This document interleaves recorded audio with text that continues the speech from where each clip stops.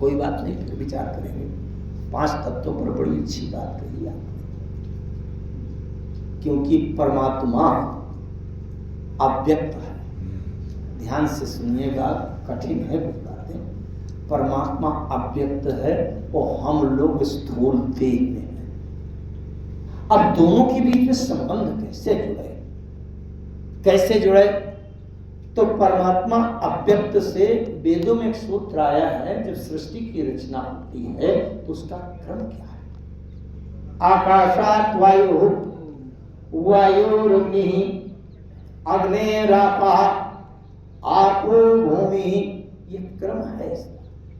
सबसे पहले आकाश निकलता है, आकाश से वायु निकलती है और वायु से अग्नि निकलती है, अग्नि से जल प्रकट होता है, जल से पृथ्वी निकलती है। और जब प्रलय होता है तो ठीक इसका उल्टा होता है। ये जो पृथ्वी है ये जल में डूब जाएगी, समा जाएगी। जब प्रलय काल के बादल मूसलाधार बारिश करेंगे तो ये जल में डूब जाएगी। फिर शेषनाग के मुंह से अग्नि की ज्वाला निकलेगी और सूर्य की तपन होगी, तब वो जल को सुखा देगा। और जल को सुखा के अग्नि जलने लगेगी और फिर हवा चलेगी तो अग्नि बुझ जाएगी। फिर वो वायु आकाश में विलीन हो जाएगा और आकाश तत्व उस निराकार में समा जाएगा। ये उल्टा क्रम होता है। इसीलिए मैं एक बात थोड़ा सा दूसरे प्रसंग की याद दिलाऊंगा आपको।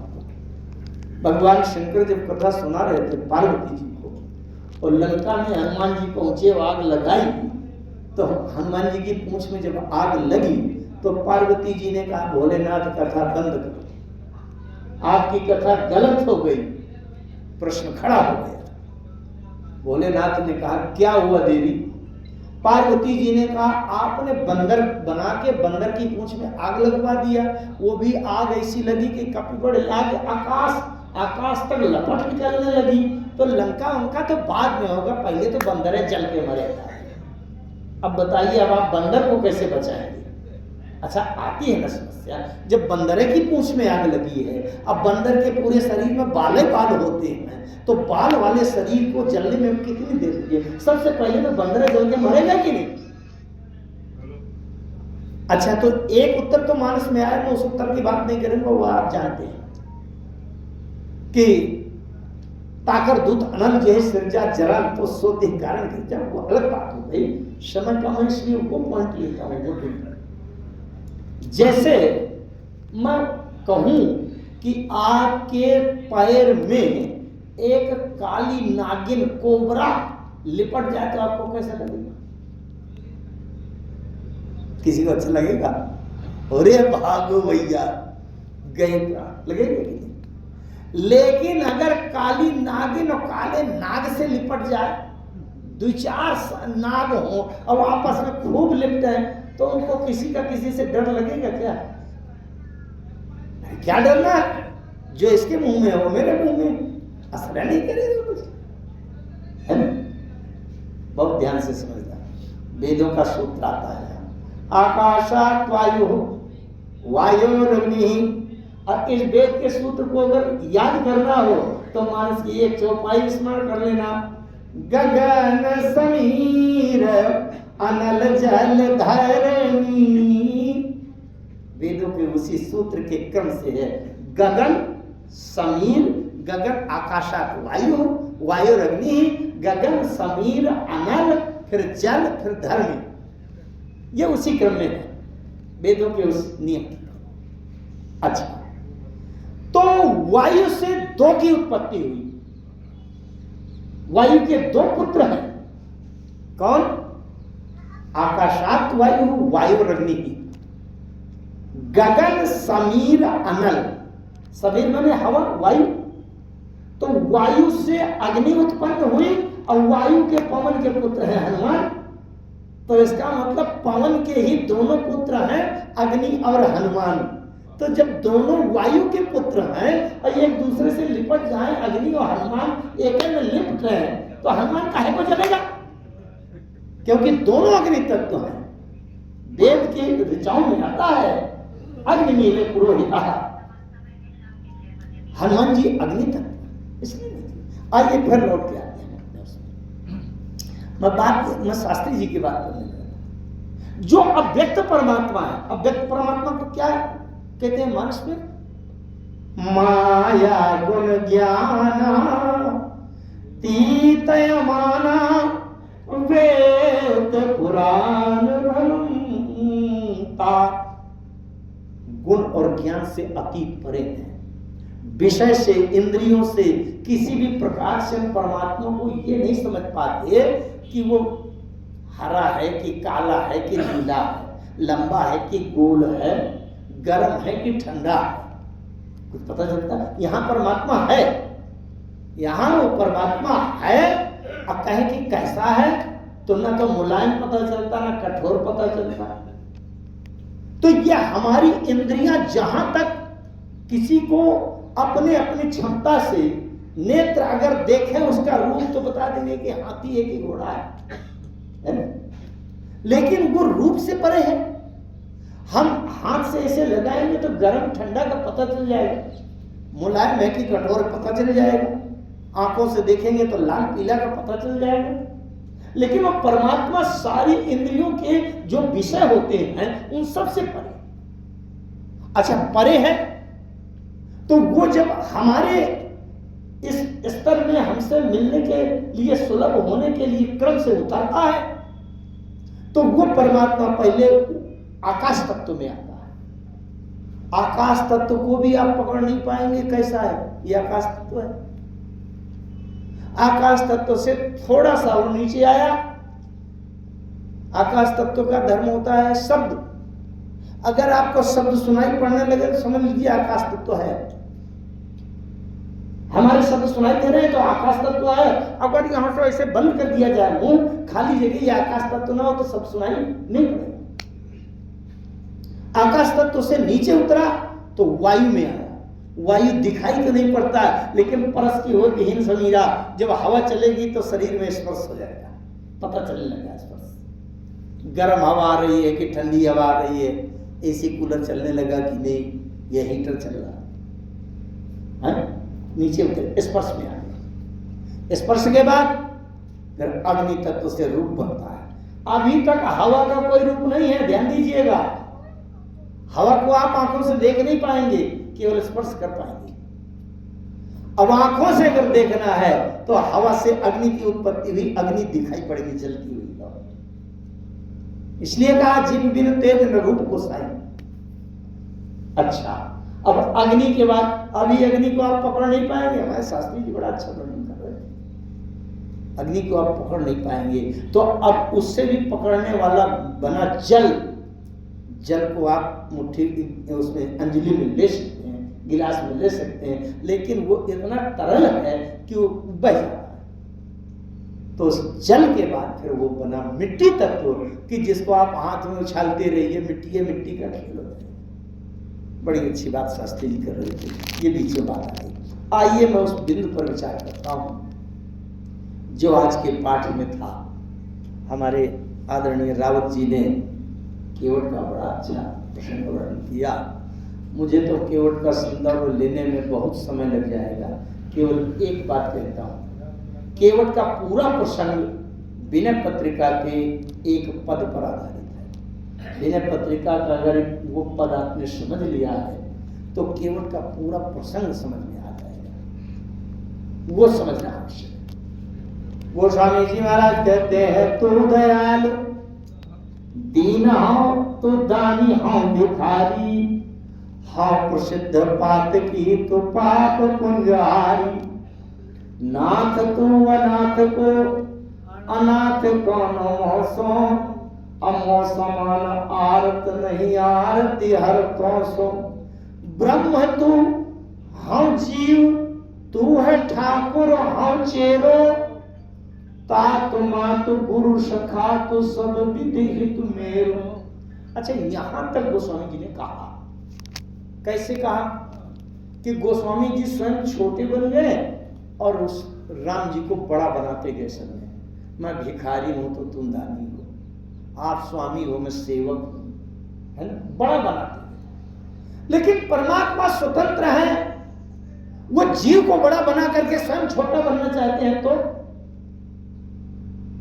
कोई रोक सकता है क्या? हम अपने मुंह से नहीं कह पा सकते कि आप मेरे सेवक बन जाओ और मैं स्वामी बन जाऊं। कितनी अच्छी बात कही गई है, बार बार आज 2-3 बार वो चौपाई आई है। अभिमान जाई जनी घोरे।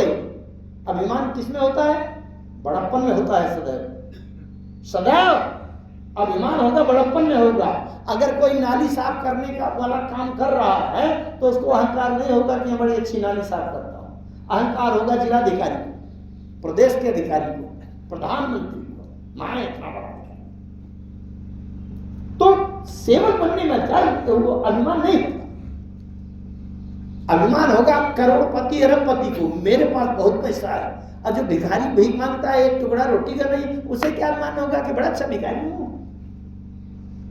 अभिमान होगा ऊंची जाति वाले को, जिसको संसार जिसके चरणों में झुकता है।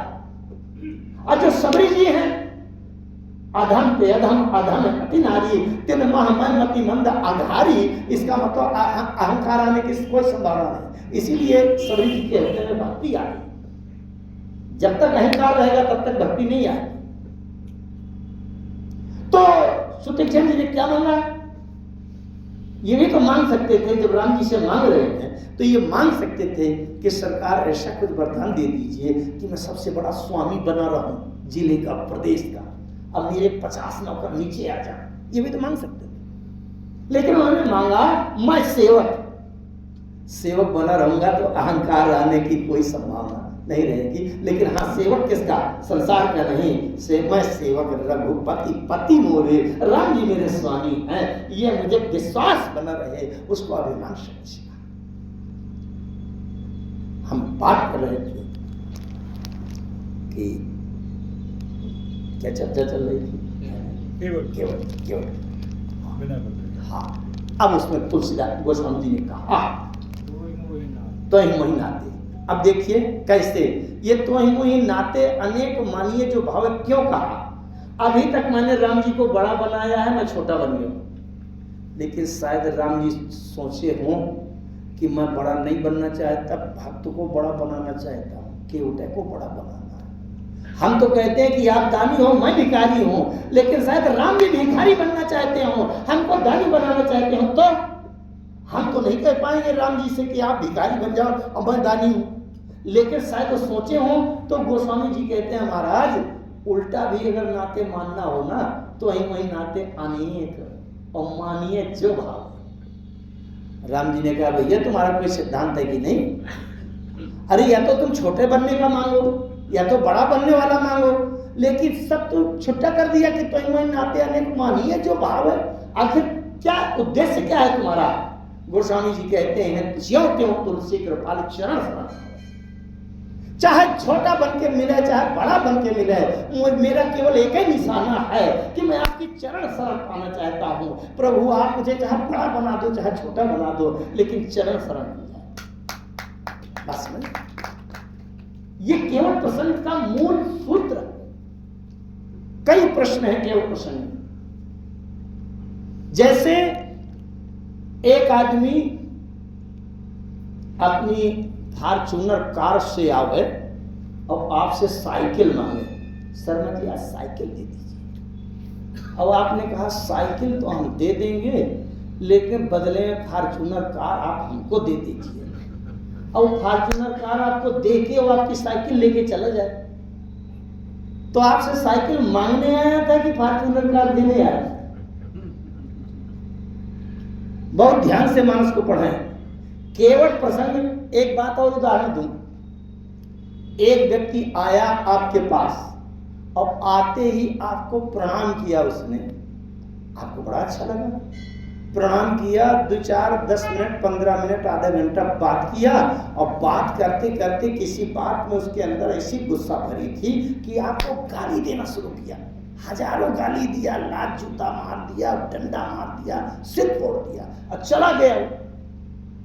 आपको क्या याद रहेगा? उसका प्रणाम करना याद रहेगा कि गाली देना याद रहेगा? है ना? प्रणाम करने वाला वो व्यवहार तो भूल जाएगा कि नहीं? केवल प्रसंग का प्रारंभ कहां से होता है? हो रहा है मांगी शब्द से। राम जी मांगी से शुरू कर रहे हैं। केवट प्रसंग का समापन कहां से हो रहा? ध्यान दिया इसके।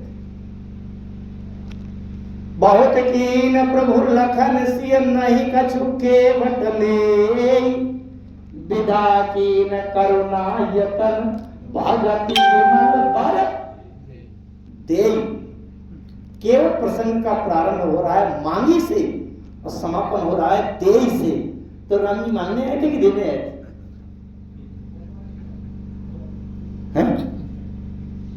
राम जी ने दिया। विदा कीन करुणा यतन भगति विमल पर दे। समझ रहे? राम जी मांगने नहीं आए, देने आए। कैसे? अब आप उसमें फिर थोड़ी बातें समझो। राम जी ने मांगा भैया नाव दे दो। केवट ने कहा हाँ ठीक है, ये नदी में पार होने वाली नाव तो मैं दे दूंगा, लेकिन बड़ी वाली नाव जो भवसागर से पार करती है वो पहले आप मुझे दे दो। हमने अभी उदाहरण दिया था ना, साइकिल और फॉर्च्यूनर कार वाली। ये क्या है? एक प्रश्न मैं रखता हूं आपके सामने, जरा विचार करिएगा। जैसे केवट को अगर ये डर है कि मेरी नाव कहीं बिगड़ न जाए, खराब ना हो जाए, गायब ना हो जाए, गंदी ना हो जाए, तो यहां पार उतरने की गरज किसकी थी? राम जी की कि केवट की? दो तरह की स्थितियां होती हैं। आपको कहीं से आना है और किसी सवारी में जाना है, ऑटो में, टेम्पो में, बस में। अगर बस वाले की गरज है कि 4 सवारी और मिल जाए, और आप कहेंगे चलना तो हमको भी है, लेकिन हमारे पैरों में कीचड़ लगा है, गंदगी लगी है, इसलिए आपकी बस गंदी हो जाएगी, हम नहीं बैठेंगे। तो अगर बस वाले की गरज है तो कहेगा अरे भैया तुम बैठो, मैं अपनी गाड़ी धो लूंगा बाद में, कहेगा कि नहीं? लेकिन अगर बस वाले की गरज नहीं है कि मुझे सवारी मिल जाए, और आप कहा भैया मुझको भी लिवाए चलो, मुझको भी जाना है, और उसने देखा कि आपके पैर में कीचड़ लगा है, तो बस वाला कहेगा सुनो एक तो बैठाऊंगा नहीं, अब बैठाऊंगा तो मेरी गाड़ी गंदी हो जाएगी, कौन धोएगा? तो धो के आओ, साफ करके आओ। है ना बात समझ में आ रही है? बिल्कुल सरल है। तो जब गरज राम जी की थी, ने केवट ने कहा था आप जंगल में आए हैं तो जंगल में तो आ गए हैं, क्या जरूरी है कि गंगा पार करके जाओ, यहीं बैठे रहो 14 साल। कहा है केवट ने, एक शब्द के अंदर ही भाव है। किस शब्द के अंदर? जाओ प्रभु पार अवसी गा चाहू। इसका अर्थ यही है, क्या जरूरी है कि पार करना है? अरे अयोध्या से निकल आए हैं, बैठे रहो। जो मानी यदि अगर पार जाना बहुत जरूरी है हो, तो इसका मतलब केवट कह रहा है कि कोई जरूरी नहीं है, यहीं बैठे रहो 14 साल यहीं मैं आपको कुटिया बना दूंगा, छनी बना दूंगा, ये छप्पर बना दूंगा। एक एक शब्द को अगर देखें आप मानस में तो बड़ी रहस्य की बातें मिलती हैं। आप लोगों को तो पता है कि रामचरितमानस में वर्ण विन्यास पर शोध PhD हुआ है। तो प्रभु की कृपा से, मेरा कुछ नहीं है, क्योंकि जब इस शरीर में श्वासें राम जी की चल रही है कृपा से, तो ये एक एक शब्द, एक एक अक्षर अक्षर पर शोध हुआ है। इसका मतलब ये नहीं कि मैं दावा कर रहा हूं, दावा तो अपार महासागर को कौन कह सकता है कि मैं टटोली आया। जो प्रभु पार अवश्य गा चाहू से केवट ये कह रहे हैं कि आप आ गए हैं, जंगल में बैठे हैं, बैठे रहिए, यहाँ कोई जरूरी नहीं कि आप जाए। अच्छा, लेकिन अगर जाना ही चाहते हैं तो मोहि पद पद पखारन कहा हो। अगर केवट की गरज नहीं है भाई, अगर केवट की ये गरज होती कि 4 सवारी मिल जाए तो 50 रुपया और मिल जाएंगे, तो कहते कि लाओ मैं आपके पांव धो लूं, बैठा लूं। अगर केवट को ये डर है कि बाट पर मोरी नाव उड़ाएगी, तो केवट को ये कहना चाहिए सुनिए महोदय, अगर आपको जाना ही है तो पांव धो करके आइए, साफ करके आइए, मोजा पहन करके आइए, कुछ व्यवस्था करके आइए, लेकिन अगर एक भी धूल का कण लगा होगा तो अपनी नाव में चल रखने नहीं दूंगा, छूने नहीं। कहना चाहिए कि नहीं? केवट ये क्यों कहेगा कि मोह पद पद पखारना चाहो? बात समझ में आ रहा है प्रश्न? नहीं, केवट को यही कहना चाहिए कि आप पांव धो करके, मैं क्यों धोऊं जब मुझे गरज। केवट ने पहले कह दिया पद कमल धोई चढ़ाई नाम नाथ उतराई चाहो। मुझे उतराई का कोई लोभ नहीं है। ये लोभ नहीं है कि 50 रुपये मिल जाएगा। तो जब मुझे लेने का लोभ नहीं है, कोई मेरा स्वार्थ नहीं है, मेरी गरज नहीं है, तो केवट क्यों कह रहा है कि मैं धोऊंगा? ये नहीं है बात। बात ये नहीं है क्या? ज्यो त्यो तुलसी कृपाल चरण शरण पावे। क्यों? केवट के पास है गंगा पार करने वाली नाव, और राम जी की चरण क्या है? ध्यान से सुनिएगा।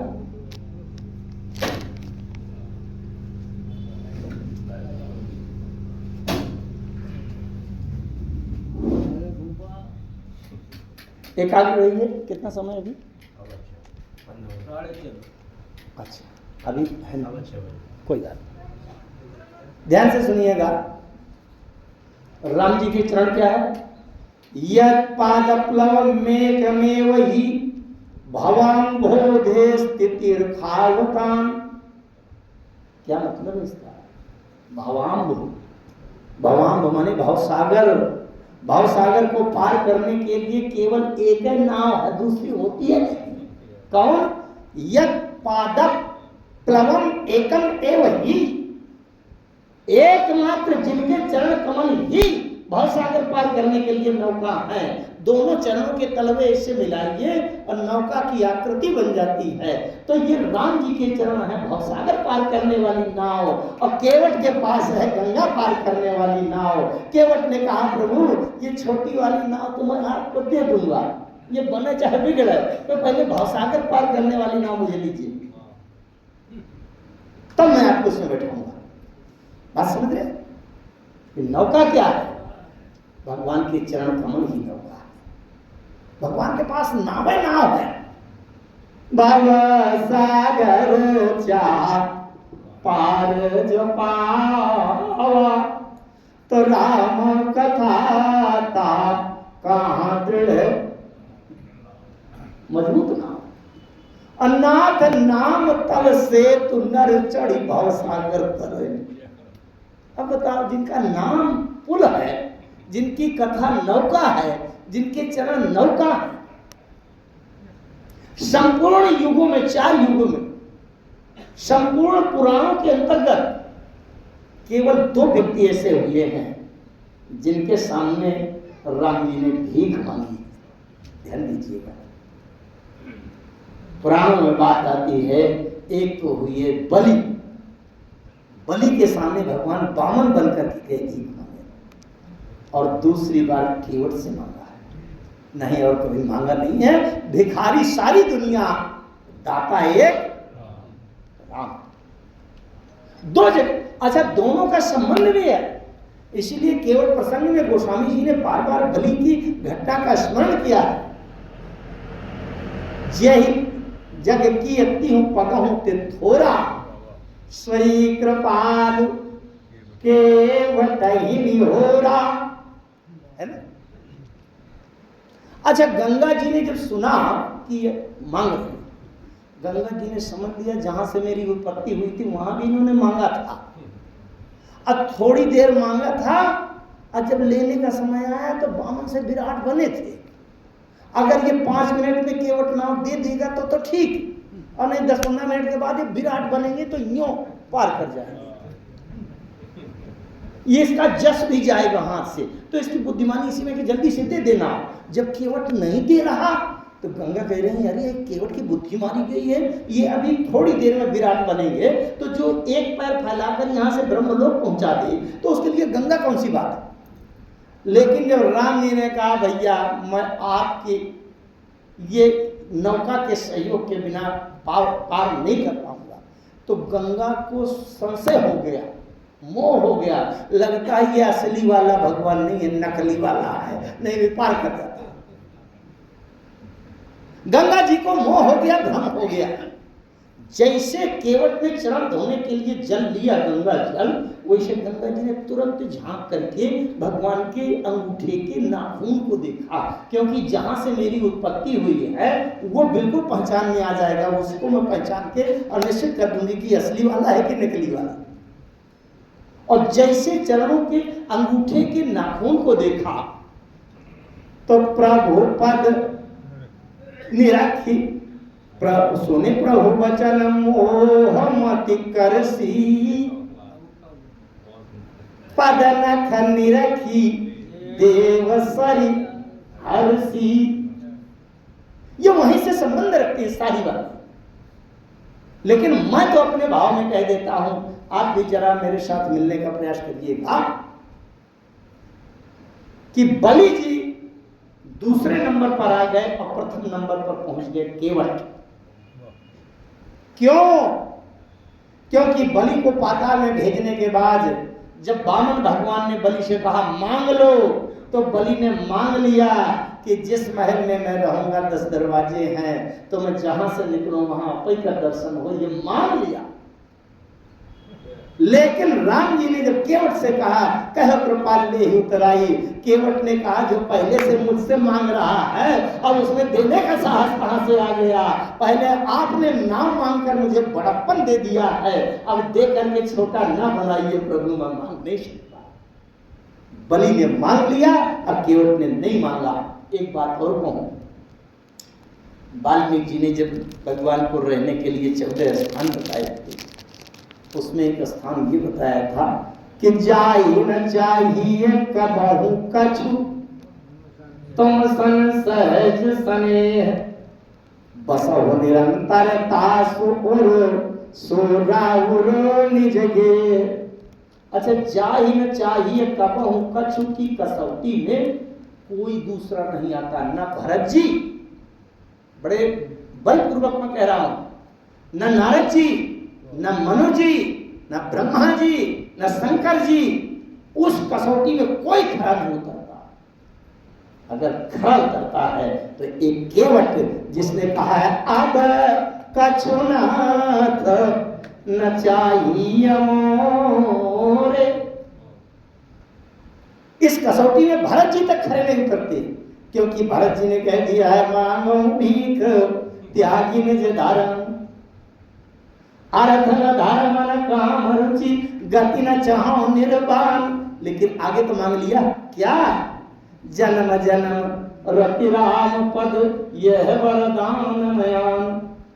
मांगा तो कम से कम, लेकिन केवट कहता है अब कछुनाथ न चाहिए। जिसको कुछ नहीं चाहिए वो पूर्ण काम, तृप्त काम, आत्म काम हो गया है, और जो पूर्ण काम है वो केवल राम है। राम के अलावा पूर्ण काम कोई नहीं है। ये केवट इस समय राम, उसके सिद्धांत हैं, उसके सूत्र हैं। आइए थोड़ी बात और करूंगा, क्योंकि जो आज का पाठ था उसके सूत्र तो भी नहीं गए, मैं इनके भाव में चला गया। अच्छा, दशरथ जी ने एक बात कही जब गुरु जी के पास गए, बोले गुरु जी अगर आप अनुमति दे दें तो राम को राजा बना दें। राम को राजा बना देने के बाद पुनि न सोच तन राहु कि जाऊ। ध्यान से सुनिएगा, 2-5 मिनट अगर आगे भी निकल जाऊं तो कोई बात नहीं। पुनि देखिए, राम जी को अगर मैं राज तिलक कर दूं, ये राज्य सौंप दूं, तब पुनि न सोच तन राहु कि जाऊ, यही न होए पाछे पछताऊ। बहुत जीवन का निचोड़ मैंने एक बात प्रारंभ में कही है कि संपूर्ण चारों वेद, वेदांत, सारे उपनिषद, सारे सांख्य शास्त्र, जितने शास्त्र और सारे पुराणों का निचोड़ है। बहुत ध्यान से समझिएगा, ये कोई कथा नहीं है, कहानी नहीं है, हमारे जीवन का एक बहुत लंबा उद्देश्य। दशरथ जी कहते हैं गुरु जी से, गुरु जी अगर राम जी का तिलक हो जाए तब पुनि न सोच तन राहु की जाऊं। ये राम का राज तिलक हो जाए, मतलब क्या है? हम अपना सर्वस्व राम को समर्पित कर दें, सौंप दें। इसका मतलब हम संसार के तमाम जाल से फंसते हुए निकलने के बाद हम ये सर्वस्व राम को सौंप दें, तो पुण्य न सोच तन राहु की जाओ। ये मनुष्य का शरीर क्यों मिला है? राम जी में समर्पण करने के लिए मिला है। अगर राम जी में समर्पण नहीं कर पाए तो खूब आप सब कुछ इकट्ठा कर लीजिए, अभी आपको पछताना पड़ेगा और आपके लिए सोचनीय विषय है, क्योंकि मनुष्य का शरीर बार बार नहीं मिलेगा।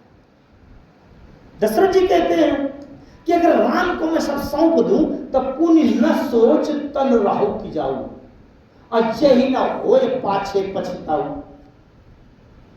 अच्छा, वशिष्ठ जी कहते हैं, क्या कहते हैं कि तो सुनो राजन, अगर पछताने की बात कर रहे हो तो पश्चाताप तो एक ही चीज से मिटता है। क्या? सुनो नृप जासु विमुख पछताई, जासु भजन बिनु जरनी न जाई।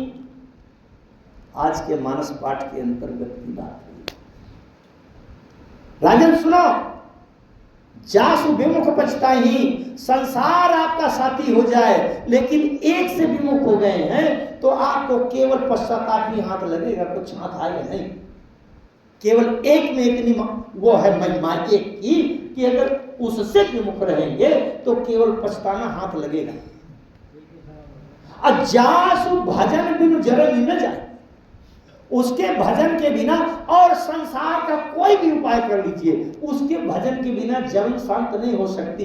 ये शरीर हजारों लाखों बार जन्म मृत्यु के चक्र में बदल जाए लेकिन जन्म शांत नहीं हो सकती उसके भजन के बिना। दशरथ जी ने कहा, गुरुजी जल्दी बताइए वो कौन है जिसके से विमुख होने पर केवल पश्चाताप हाथ लगेगा, जिसके भजन के बिना जन्म शांत नहीं हो सकती, वो है कौन? ये चौपाइयां क्या हैं? परमात्मा को, ब्रह्म को जानने और पहचानने के सूत्र हैं। सारे वेदों ने यही बात प्रयास किया है कि ब्रह्म को कैसे जाने, साक्षात्कार कैसे हो। एक सूत्र आया है, गुरु बिनु होय न ज्ञान, ज्ञान के होय विराग। गुरु से ये ज्ञान हो रहा है परमात्मा की। महाराज दशरथ ने पूछा, गुरु जी वो है कौन, जरा बताइए जल्दी से। कृष्ण मुद्रा को जासु विमुख पछिता, जासु भजन बिन जरनी न जाए।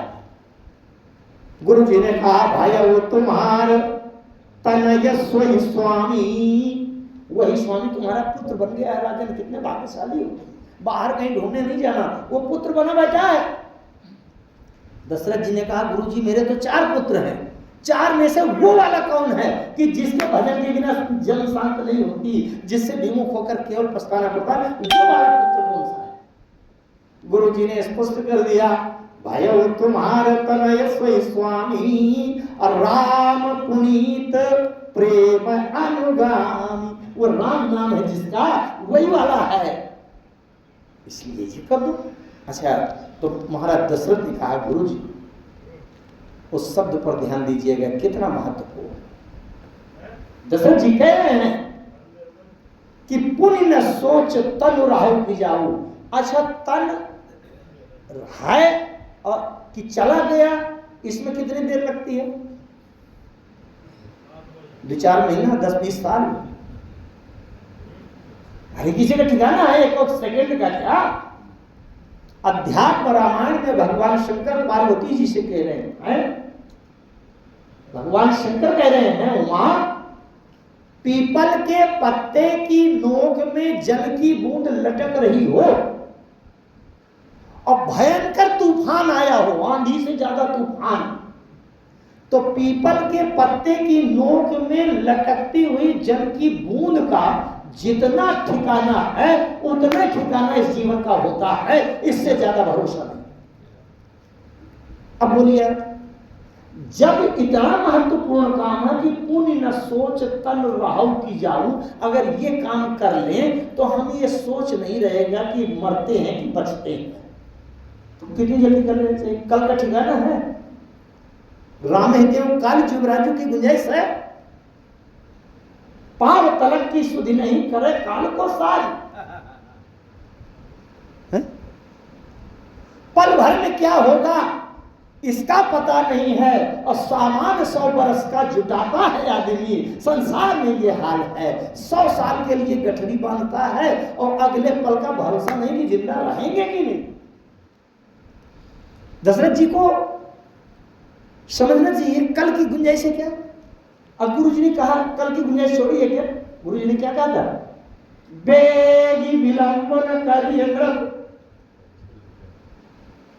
गुरु जी स्पष्ट कह रहे, राजन अगर तुम्हें जीवन के अंतिम श्वास के पहले अगर कोई काम करना है कि पुण्य न सोच तन रहो कि जाऊं, तो ये पता नहीं है कि जीवन कब तक है, कब चला जाए, तो इसलिए बेगी माने 2-4 दिन बाद, अरे बेग माने अभी, तुरंत, तत्काल। विलंब न करिए साजिए सबुई समाज। अगर ये बात है तो अभी कोई संसार की कोई अड़चन, उलझन, रुकावट, समस्या, विघ्न कुछ नहीं है, तत्काल एकदम यूं करिए बस, फुर्सत। मतलब क्या है, एक बात मैं बताऊंगा आपको। विभीषण जी जब रावण को सलाह दे रहे थे सीता देने की, तो रावण ने लात मारकर विभीषण को निकाल दिया। ममपुर बस तपसिल पर प्रीति सठ मिल जाए तिन्हें अस कह की चरण प्रहार। ठीक है, मानस में तो ये बात आई है कि भाई विभीषण जी ने कहा राम सत्य संकल्प सब सभा काल बस दोरी मैं रघुवीर शरण जाऊं देव, ये कहा है। लेकिन गोस्वामी जी का एक ग्रंथ है गीतावली। गीतावली में वर्णन आया कि विभीषण जी ने सोचा कि अब जब मैं सबको छोड़ छाड़ के जा ही रहा हूं, घर परिवार संपत्ति सब पूरा परिकर, तो अब चलते चलते एक बार माता जी से मिलता चले। तो विभीषण जी सबसे पहले गए, वहां से रावण की सभा से निकल करके गए माता जी के पास। कैसे माता जी से बताया, माता जी मैं रावण को ऐसी ऐसी सलाह दे रहा था, रावण ने लात मारकर मुझे निकाल दिया है, तो मैं तो अब राम जी की शरण में जाने का निश्चय करके चला आया हूँ, राम जी की शरण में जा रहा हूँ। चलते चलते मैंने सोचा आपको प्रणाम कर लूं, आपसे भी कुछ सहमति ले लूं। कैकसी ने कहा विभीषण राम जी की शरण में जाने का संकल्प तो परम उत्तम है, कल्याणकारी है, इसमें तो कुछ कहना नहीं है, परंतु एक बात ध्यान दीजिएगा, अगर एक बात कही गई है और उसके बाद परंतु शब्द बोल दिया जाए तो इसका मतलब है कि कही हुई बात का खंडन करके उल्टा कहने जा रहे हैं। परंतु तभी लगाया जाता है, समझ में। विभीषण जी की मां ने कहा परंतु संकट के समय में अगर भाई का साथ देते तो और भी अच्छा रहता। और विभीषण जी ने कहा ये देख लो, ये तो बड़ा गड़बड़ हो गया। विभीषण जी कुछ नहीं बोले, प्रणाम करके चले गए। तो विभीषण जी ने विचार किया कि मैं अपने सबसे बड़े भैया, सबसे जो बड़े भाई हैं उनसे जरा मिलता चल। विभीषण जी के सबसे बड़े भाई हैं कुबेर, जो रावण से भी बड़े हैं। तो विभीषण जी कुबेर के यहाँ गए। अच्छा, कुबेर की शंकर जी की मित्रता रहती थी, तो शंकर जी अक्सर आना जाना किया करते थे, कभी 1 दिन 2 दिन 4 दिन में। मानस में भी आया है, जात रहे कुबेर ग्रह रही उमा कैलाश। तो वहां जब विभीषण जी गए कुबेर के पास, तो वहां शंकर जी बैठे थे। अब विभीषण जी जैसे घुसे कुबेर जी के यहाँ, भोलेनाथ दिखाई पड़े। शंकर जी ने कहा विभीषण तुम, लंका में तो बड़ी तनावपूर्ण स्थिति है, अब तुम यहाँ घूम रहे हो। अरे विभीषण जी ने कहा भोलेनाथ अब तो बन गया, प्रणाम किया। विभीषण जी ने पूरी घटना बताई कि मैं रावण को अच्छी सलाह दे रहा था लेकिन लात मारकर निकाल दिया है, अब मैं राम जी की शरण में जाने के लिए आया हूं, तो सोचा कि मैं अपने बड़े भैया से सलाह लेता जाऊं। लेकिन अब बड़े भैया से क्या सलाह लेना है, जब आप ही मिल गए हैं तो सबसे अच्छी सलाह आप ही देंगे, तो इसलिए आपसे सलाह ले रहा हूं। भोलेनाथ मुझे क्या करना चाहिए। भगवान शंकर ने कहा मूर्ख कहीं के विभीषण, तुम्हारे समान का मूर्ख कोई नहीं होगा इस त्रिलोकी में। विभीषण जी एकदम झटक गए, क्या गलती हो गई। विभीषण जी ने कहा भोलेनाथ क्या भूल हो गई। अरे बोले अगर तुमको भूल नहीं समझ में आ रही तो तुम किसी लायक नहीं हो, महान मूर्ख हो, तुम्हारे समान का मूर्ख कोई नहीं। विभीषण जी ने प्रणाम किया, मुझे जरा बताइए, ध्यान से सुनिएगा। भगवान शंकर ने कहा जब कभी जीवन में राम की शरण जाने की मन की भावना संकल्पित हो जाए तो संसार में किसी से भी सलाह लेना सबसे बड़ी मूर्खता है। पता नहीं कौन कैसी सलाह दे और मन कब बदल जाए। इसलिए राम की शरण में जाने की अगर बात आ जाए, राम की शरण जाए सो दिन नहीं रहे, गीता में लिया जाए। राम जी की शरण जाने के लिए न दिन पूछना, न घड़ी पूछना, न किसी से सलाह लेना। इसलिए सलाह लेना ही सबसे बड़ी मूर्खता है। सीधे राम की शरण जाए। गुरु जी ने कहा दशरथ जी से, राजन अगर तुम्हारे मन में राम जी को सब कुछ समर्पित करने की भावना आई है, कोई मुहूर्त देखने की जरूरत नहीं है, तुरंत समर्पण कर। एक महाभारत की घटना याद आ रही। महाभारत में जब धर्मराज युधिष्ठिर राजा बन गए, उस समय एक ब्राह्मण मिलकर के यज्ञ कराना चाहते थे, काफी ब्राह्मण मिलकर के, और यज्ञ में धन की आवश्यकता होती है। पंडितों के पास कुछ है नहीं, मतलब तो जरूर होती है, पैसा रुपया कहाँ रखा है। तो वो ब्राह्मण गए अपने राजा के पास, धर्मराज युधिष्ठिर के पास, कि धर्मवान राजा है और ये धन दे देंगे तो यज्ञ हो जाएगा। गए मांगने, धर्मराज युधिष्ठिर ने शाही भाव में कह दिया, हाँ हाँ ठीक है, आपको यज्ञ करने के लिए मैं धन पर्याप्त मात्रा में दे दूंगा, कल दे दूंगा, कल दे दिया जाएगा, कल आ जाएगा। इतना सुन करके ब्राह्मण तो जाने लगे लौटकर। सही बात है भाई, आप लोग समिति के जो यज्ञ करा रहे हैं, वो समिति के लोग गए हैं किसी जगह मांगने, और उन्होंने कहा कल दे देंगे 5,000 रुपये। कोई लोग नहीं, समिति के लोग चले आए। और जब वो ब्राह्मणों की टोली लौटकर जाने लगी तो भीमसेन ने देखा, सुन लिया। भीमसेन ब्राह्मणों के निकलने से पहले दौड़कर राजमहलों के बाहर निकले और जल्दी से ढोल नगाड़ा वालों को बुलाया, बड़ी जोर से ढोल नगाड़ा बजाओ, आतिशबाजी छुड़ाओ और धन लुटाओ, ये करने लगे। तो धर्मराज युधिष्ठिर ने भीमसेन से कहा, भीमसेन ने क्या हो रहा है बाहर, ये नगाड़ा ढोल क्यों बजने लगे? भीमसेन ने कहा, ये विजय पर्व का उत्सव मनाया जा रहा, शोभा यात्रा उत्सव। महाराज धर्मराज युधिष्ठिर ने कहा, विजय पर्व? विजय तो तब होती है जब कोई युद्ध होता है, और वो महाभारत युद्ध हुए तो बहुत दिन बीत गए, उसमें तो सब विजयी हो गए और राज्य चल रहा है, अभी कौन सा युद्ध हुआ? भीमसेन ने कहा, अरे वो महाभारत का युद्ध कुछ नहीं था, वो तो खिलौना था। आज एक ऐसी विजय हुई है त्रिलोकी में कहीं किसी से संभव नहीं है। अरे बात समझ में नहीं आ रही, कहना क्या चाहते हैं? भीमसेन ने कहा, आज हमारे बड़े भैया धर्मराज युधिष्ठिर महाराज, चक्रवर्ती सम्राट धर्मराज युधिष्ठिर ने ऐसी अकल्पनीय असंभावित अलौकिक विजय पाई है जो इस सृष्टि में किसी दूसरे के हाथ नहीं लगी। कौन सी विजय, क्या हुआ, मुझे समझ में नहीं आ रहा। भीमसेन ने कहा, महाराज आज तक कोई काल को नहीं जीत पाया, इसका मतलब है आपके अलावा गारंटी से कोई ये नहीं कह सकता कि कल मैं जिंदा रहूंगा।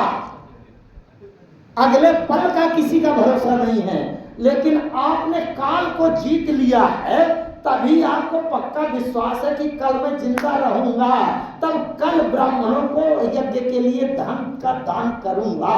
ये आपको पता है कि कल मैं जिंदा बचूंगा। ये गारंटी केवल तीनों लोग में आप ही कर सकते हैं, नहीं आपके अलावा ये गारंटी तो कोई नहीं कर सकता कि कल मैं जिंदा रहूंगा। अब धर्मराज युधिष्ठिर को समझ में आ गया, अगर अच्छा काम करना है, पुण्य कर्म करना है, दान देना है, परमात्मा में समर्पण करना है, उसको कल पर मत डालो, कल रहे न रहे। महाराज दशरथ ने कल के लिए कहा, राम ही देव काली युवराजो, वो कल नहीं आया दशरथ जी के जीवन में जब राम जी राजा बन रहे हों। ये बहुत बड़ा सूत्र है, परमात्मा में समर्पण तत्काल कर लेना चाहिए। इस प्रकार से आज के मानस के पाठ में बड़े अच्छे सूत्र निकले। हम गोस्वामी तुलसीदास जी महाराज की लेखनी को